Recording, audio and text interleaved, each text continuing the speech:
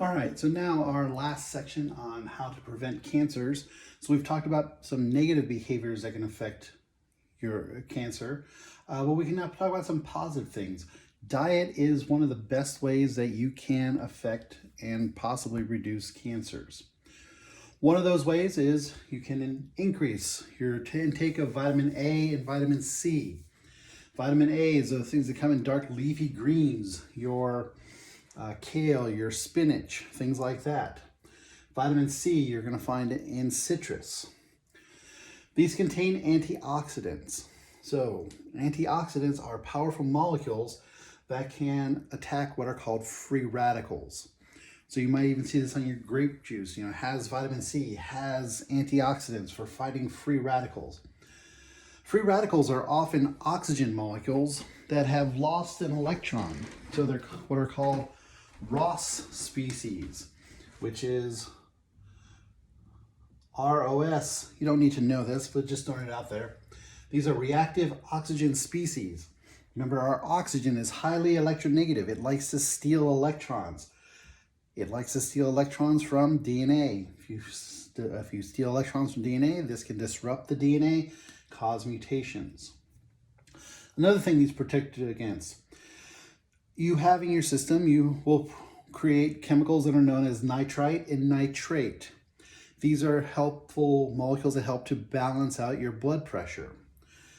Well, in the absence of a lot of vitamin A and vitamin C, these can get turned into nitrosamines.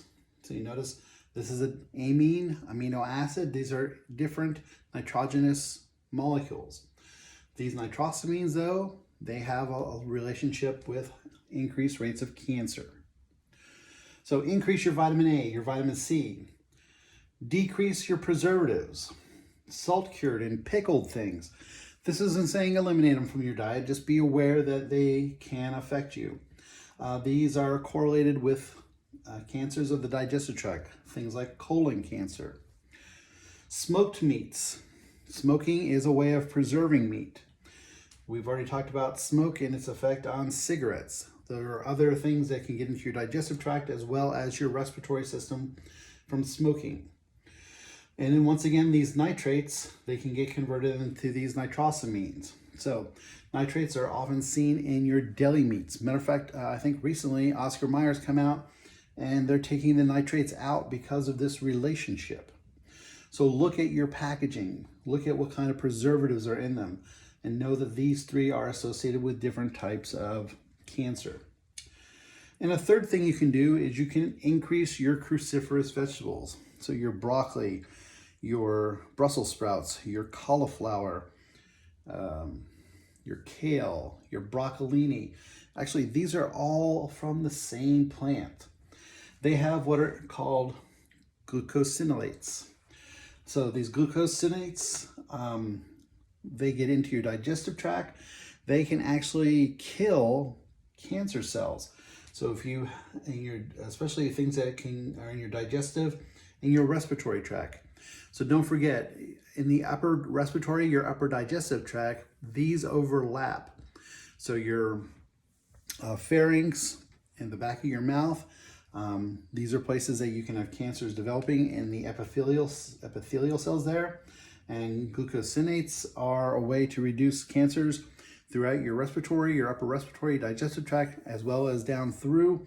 And these are particularly important for, once again, colon cancer, which is in your lower digestive tract. These compounds have actually been shown to actually kill cancer cells.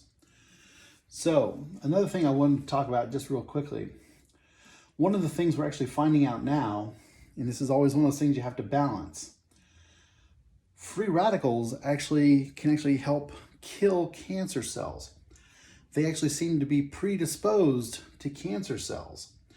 So this idea of eating foods that have more A and C, which have the antioxidants, they will eliminate some free radical cells, but we're finding out that they may actually have a benefit.